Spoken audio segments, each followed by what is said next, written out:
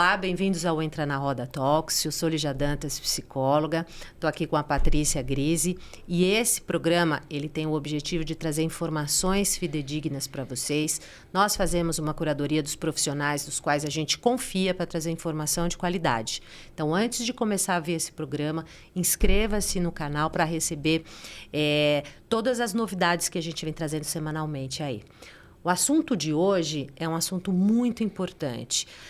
Vocês sabem que outubro foi um mês em que o mundo olhou para esse assunto, que é o câncer de mama.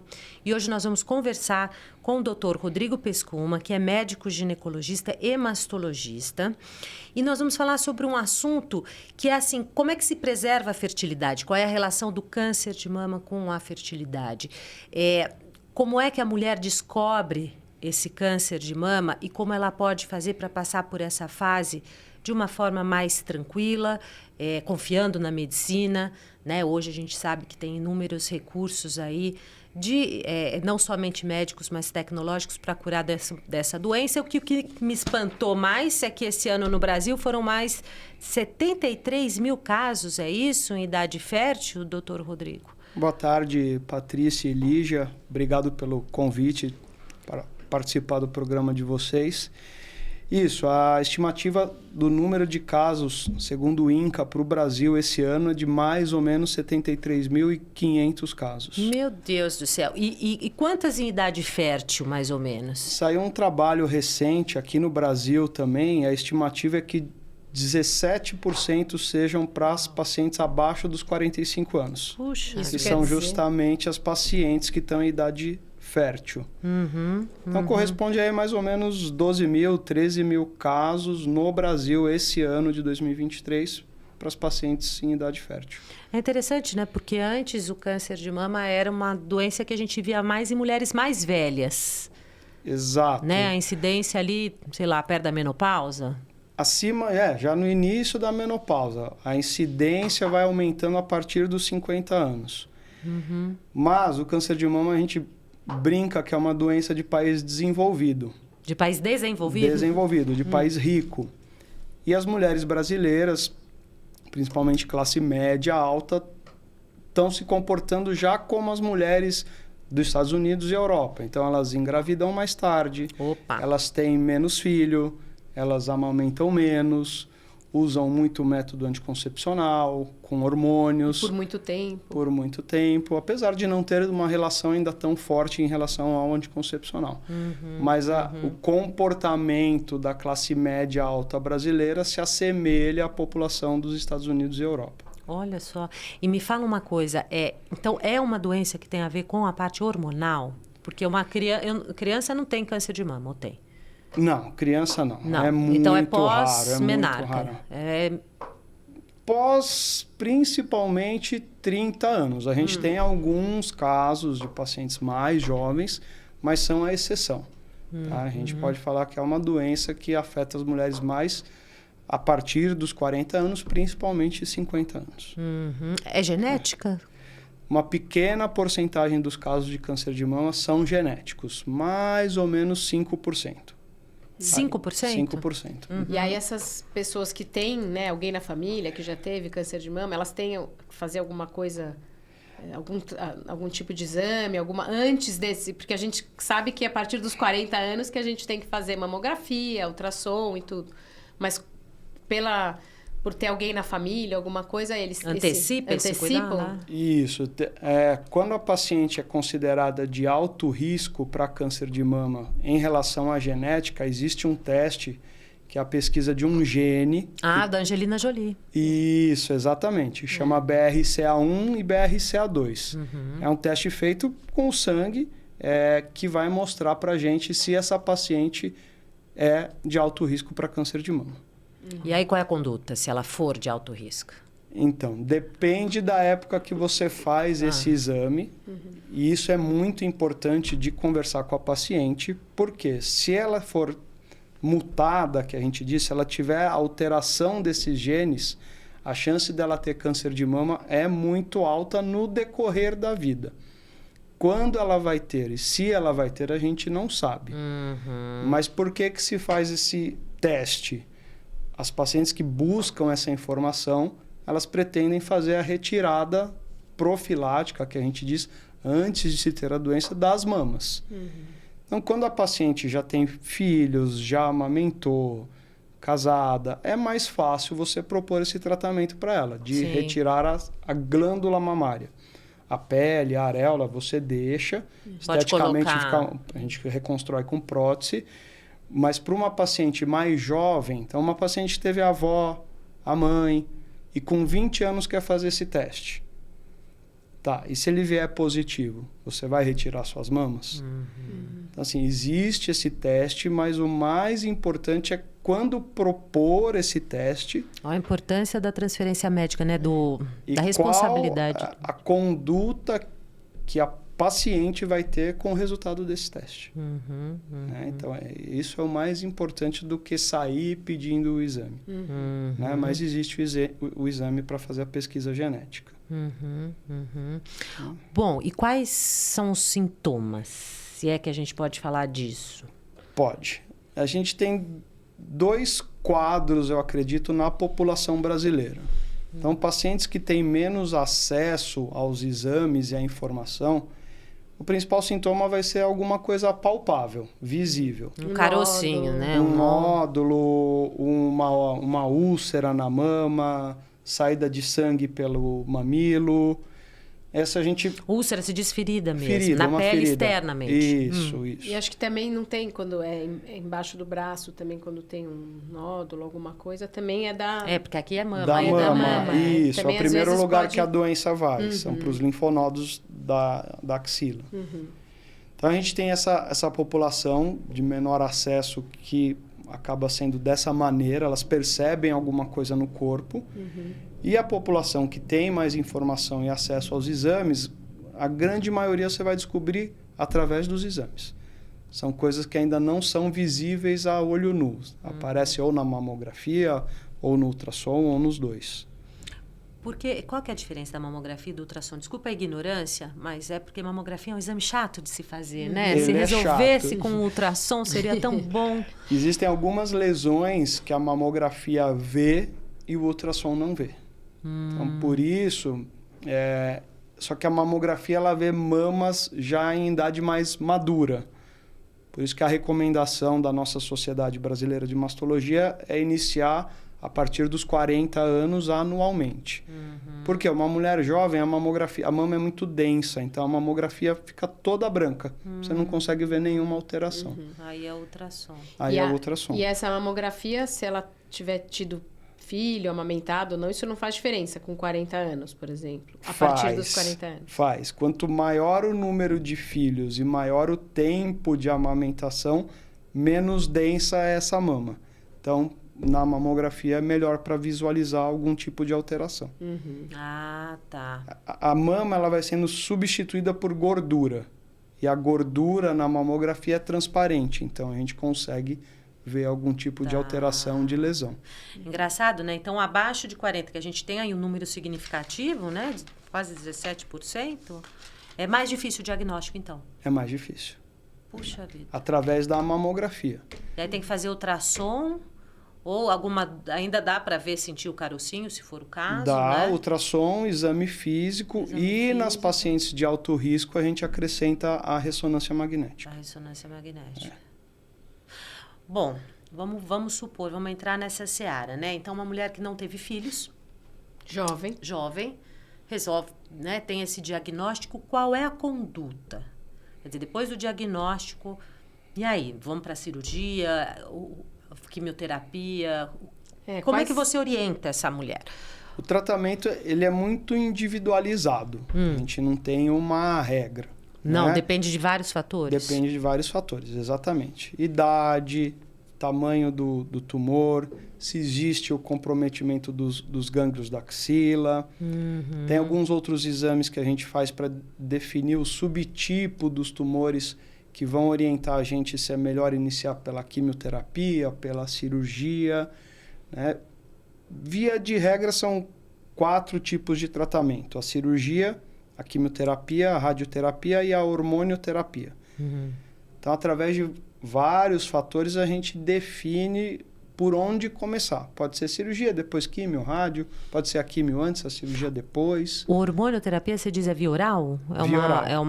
É um comprimido. A gente pesquisa o tipo desse tumor através de um exame que chama imunohistoquímico. E aí a gente, através dele, você vê tanto se ela se beneficia dessa hormonioterapia, como de alguns tipos de quimioterapia também. Ah, tá. Então, através de uma série de fatores, idade, tamanho de tumor, tipo histológico, é que a gente vai definir qual é o tratamento. Qual é o início, por onde começar a gente começa. O tratamento. Ah, entendi. Isso. E por onde dar a notícia também, né? Para aquela mulher que... A notícia é sempre um momento delicado. Ainda mais, quanto mais jovem, mais delicado é o momento. Né? Não que não seja para as pacientes com mais idade, mas é mais fácil, entre aspas, você falar para uma paciente já de mais idade, que já teve filho, né? Prole constituída, bem casada, resolvida, do que uma paciente de 25, 30, 35 anos. Me fala uma coisa, aí quando tem esse diagnóstico, você tem uma supressão hormonal? Como é que faz para esse tumor não crescer mais? Através desse tratamento. É o tratamento mesmo. É o tratamento. A químio é uma forma de supressão hormonal. Né? Tá. De supressão porque ovariana. Os ovários então, isso que eu ia pensar. Os ovários param de funcionar, então, por causa da químio ou por causa do tumor? Por causa da químio. No momento da químio. Né? E porque, depois a gente vai conversar mais sobre isso, falar a respeito da preservação da fertilidade. Mais ou menos de cada 5 pacientes que fazem a quimioterapia, uma delas não volta com a função ovariana. Puxa. Então, ela entra numa espécie de menopausa. Tá? Então, é a químio que bloqueia esse ovário. Não é o tumor. Não é o tumor. E isso é falado numa consulta para essa paciente. Como que fala isso? Fala para ela, olha... Para paciente jovem, quando sim. a gente sugere, para sugerir essa preservação. Essa preservação... Dentro da anamnese, que é a nossa entrevista, o nosso bate-papo com o paciente, você pergunta se ela tem filhos, se ela pretende ter mais, se ela não tem, se ela pretende ter. E aí, se for o desejo ter mais filhos, obrigatoriamente você tem que falar sobre a preservação dessa fertilidade. Porque qual paciente vai ficar estéril após a quimioterapia, a gente não tem como prever, como saber. O mesmo acontece com o fator masculino também, né? Também é a mesma coisa. Câncer de próstata.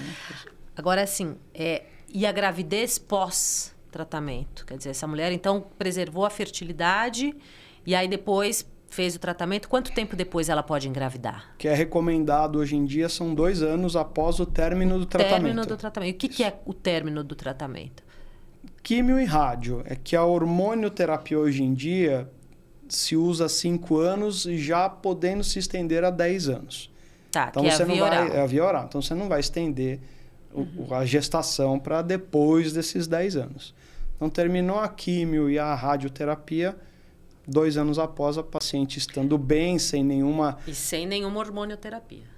Mesmo que ela estiver tomando, você suspende e libera ela para engravidar. Se ela tiver condição física boa, né? Porque não é só psicológica também, porque afeta, né, física, o tratamento. Psicológica e sem nenhum sinal de que essa doença voltou. Sim. Né? Mas o risco dela engravidar, os hormônios da gravidez, eles influenciam numa volta? Sim. Medo, né?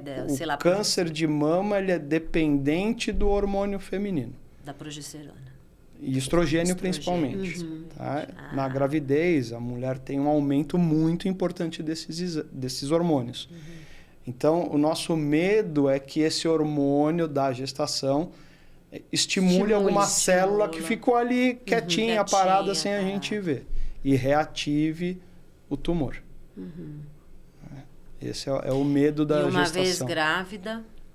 é difícil da gente também tratar. E o tumor tem que esperar a gestação, né? Depende muito da fase da gravidez. É um tratamento bem mais complicado, né? Mas é possível de tratar também, tanto com cirurgia, existem alguns quimioterápicos que podem ser usados na gestação, a radioterapia também, depende da fase da gestação, do trimestre, né? A gente divide em 3 trimestres.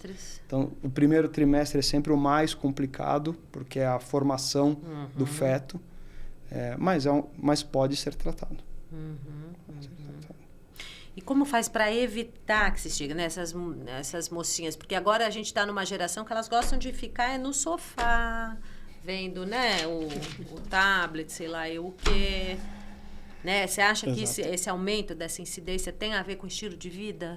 Muito, muito a ver. Então, assim, alguns fatores que interferem, que a gente já sabe, nada assim muito comprovado cientificamente, mas é observação clínica, os que são né? mais comuns que a gente vê e está diretamente relacionado a essa geração de hoje em dia. Então, a obesidade é mais fácil da gente identificar, porque a mulher acima do peso, ela produz mais hormônio na gordura.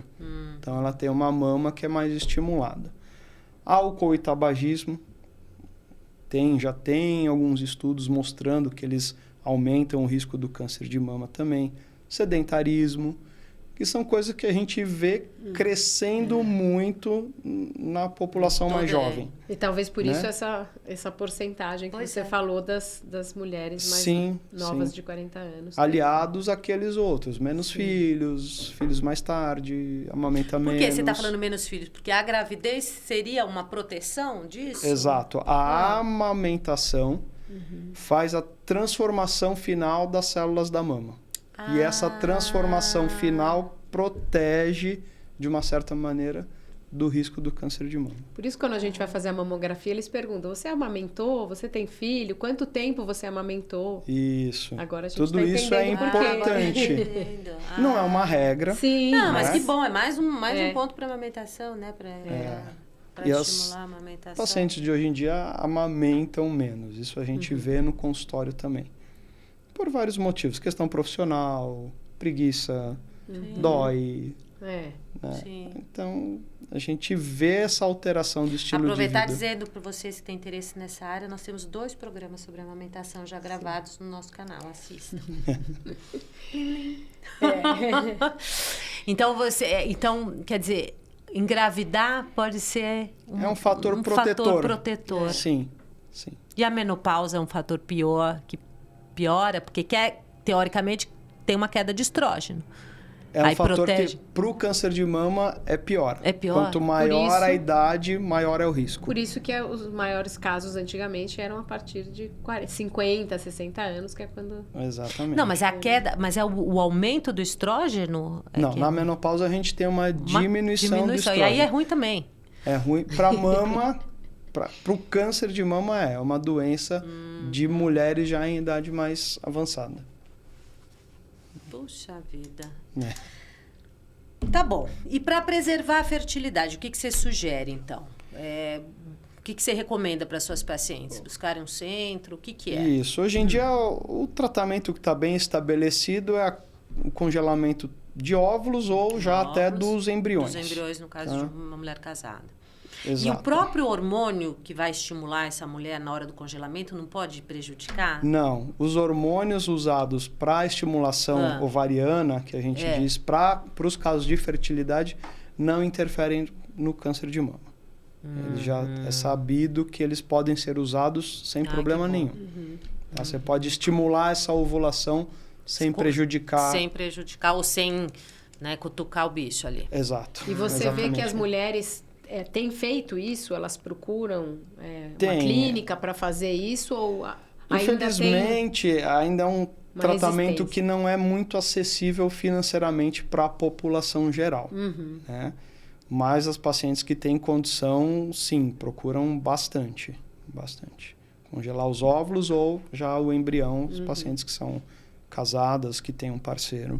Sim. Tá? Uma outra pergunta. E a reconstrução dessa mama pós-cirurgia? Quer dizer assim, é segura você colocar uma prótese? Quer dizer, você teve ali... Você fez uma mastectomia que chama? Isso. Mastectomia, Mastectomia. Retirada da glândula. Das glândulas. Isso. E aí a pessoa fica reta. Ela já pode imediatamente, quando tira, colocar a prótese? Tem que esperar um tempo? Não, pode. Hoje em dia é o padrão se oferecer esse tratamento no ato cirúrgico. A gente entra, retira, aí depende, você pode retirar só a glândula mamária, às vezes você tem que tirar uma porção da pele, a areola, mas imediatamente essa mama já é reconstruída. Com uma prótese, ou se for uma incisão muito grande, às vezes a gente precisa usar algum outro músculo do corpo, mas a paciente já sai com essa mama reconstruída. O mais parecida possível com a outra, quando a gente não faz as duas, ou quando a gente já não faz um procedimento para deixar a outra mama bem parecida. Né? Bem parecida. Ou eu não sei, porque deve ter um risco. Você teve... É comum uma incidência numa mama e depois numa outra? Ou... Existe um risco maior de você ter na outra mama, mas não é comum. Tá. Não é comum. Mas aí, sei lá, não justificaria tirar, fazer. Aí depende do que pensa a pessoa, do medo que ela tem, do quanto ela quer. Do medo e do teste genético. Do teste genético. Algumas pacientes, e hoje isso tem aumentado também, quando ela tem de um lado, ela já prefere retirar a mama do outro lado. Ficar livre. E eu acho que outra questão assim que passa pela cabeça das mulheres é se vai poder amamentar depois que fez o tratamento, você já contou, mas que depois que tirou a mama. Se tirar a mama toda, não. Não dá toda a pra glândula mamária, aí não tem mais a possibilidade de amamentar. Se você fizer uma cirurgia conservadora, que a gente diz, retirar só uma parte da mama, aí ela pode amamentar normalmente. Aí depende da localização do tumor, Depende da localização, tamanho. E isso de verdade vai ver só na hora da cirurgia mesmo. Os exames dão uma dimensão, mas é ali mesmo que a gente vê, não é? Quando a gente tira a peça cirúrgica e encaminha para a biópsia, é que a gente vai ter o real tamanho da doença. Os exames dão uma boa ideia, mas às vezes pode vir alguma coisa diferente. Quanto tempo dura uma cirurgia? Depende da cirurgia. Você tem cirurgia que você faz aí em 30 minutos, tem cirurgia que você demora 4, 5, 6 horas. Depende. Se é de um lado só, dos dois, que tipo de reconstrução que vai ser feita. Se tira, né, a auréola, você tem que refazer. Tem algumas técnicas que são mais delicadas, você precisa ter um maior refinamento da cirurgia, tem que ir um pouquinho mais devagar. Então, depende muito. E assim, só voltando para as mulheres agora 50 plus, né?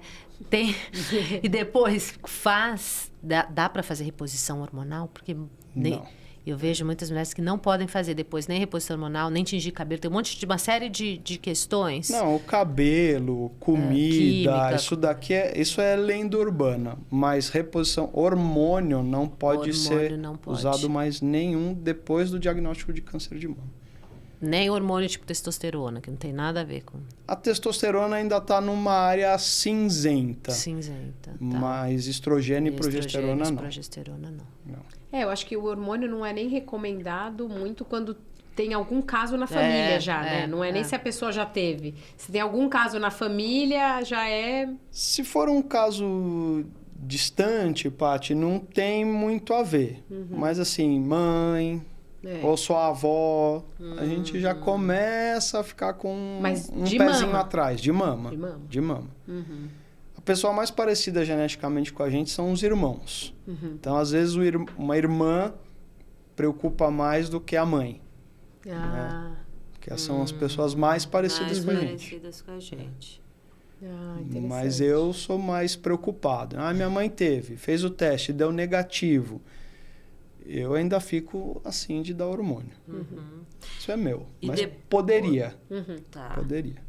Tá. E depois desse tratamento, então tá, vamos lá, não teve, tá tudo ok, 2 anos, você pode engravidar. Em quanto tempo tem que ser feito? Aí volta a ser anual ou tem um espaço menor de controle? Os mais conservadores gostam de fazer os exames de 6 em 6 meses até 5 anos. E aí passar para anual. Mas acho que assim, 2... A grande maioria das recidivas, da volta da doença que a gente diz, ocorre nos primeiros 2 anos. Então, esse período obrigatoriamente de 6 em 6 meses. Tá, depois acho que vai se passando. Já dá para ir. E qual é a sua sugestão para passar por isso, né? Quer dizer, já do susto do diagnóstico, existem grupos de apoio, né? Que eu sei que existe. Mas, assim, como metabolizar isso? Você tem alguma sugestão para falar para os pacientes? Como é que a gente pode pensar sobre isso? Eu bato na tecla que o tratamento do câncer de mama ele é multidisciplinar. Então, a psicologia é muito importante, muito importante. Nutrologia, Grupos de apoio também. o médico, os grupos de apoio. Então, assim, é um tratamento que é delicado, é um diagnóstico pesado. E eu, trabalhando com uma equipe maior, cada um entendendo a sua área, ajudando a paciente da sua maneira, eu acho que é mais fácil de você passar por esse período. Com certeza. E tem, claro, o jeito da paciente, né? Existem pacientes que são mais negativas, existem pacientes que são mais positivas, mais para frente, encaram de uma maneira melhor. E isso a gente vê também que ajuda no tratamento. Os pacientes que lidam melhor com a doença respondem melhor ao tratamento. Não tem nada que a gente consiga comprovar cientificamente, mas a gente observa no dia a dia que essas pacientes... As emoções impactam, né, na forma... Exatamente. Mas os grupos, oferecer tratamento psicológico é importantíssimo. Principalmente no início, até naquele susto. Ainda mais porque a mama, né? Eu tô aqui pensando, a mama mexe muito com a mulher, né? É com o feminino. Então, assim, é muito feminino, é muito, assim, receber esse diagnóstico, né? É diferente de receber de estômago ou de algum outro órgão, porque mexe muito com o feminino da mulher, né? E o cabelo, o estético e sexual. Então, por sexual. isso. Então, é muito... E a quimioterapia ainda causa efeitos colaterais como a queda de cabelo? As que se usam para o câncer de mama, Sim. Sim, a grande maioria. Isso já melhorou, existem alguns tratamentos também para tentar... Tem uns capacetes, né? Você, de gelo. você congela o couro cabeludo para tentar diminuir a vascularização e o cabelo cair menos, mas cai o cabelo. Eu acho que também o importante a gente falar é que hoje em dia também a cura é muito maior do que era antigamente, né? Muito. Hoje em dia, acho que... O importante é o diagnóstico precoce. Quanto antes você descobrir, maior é a chance de sucesso no tratamento e cura. Né? Hoje a gente fala que a paciente está curada do câncer de mama. Que Sim. legal. Isso é importante. É legal saber, porque às vezes a pessoa, né? Acho que até isso afeta quando ela recebe o diagnóstico, ela saber que existe a cura, que várias pessoas já se curaram. Ela já também já entra diferente no tratamento, no processo todo, né? O prognóstico quer dizer é bom, vamos dizer assim, depende do caso, mas... Depende do momento do diagnóstico.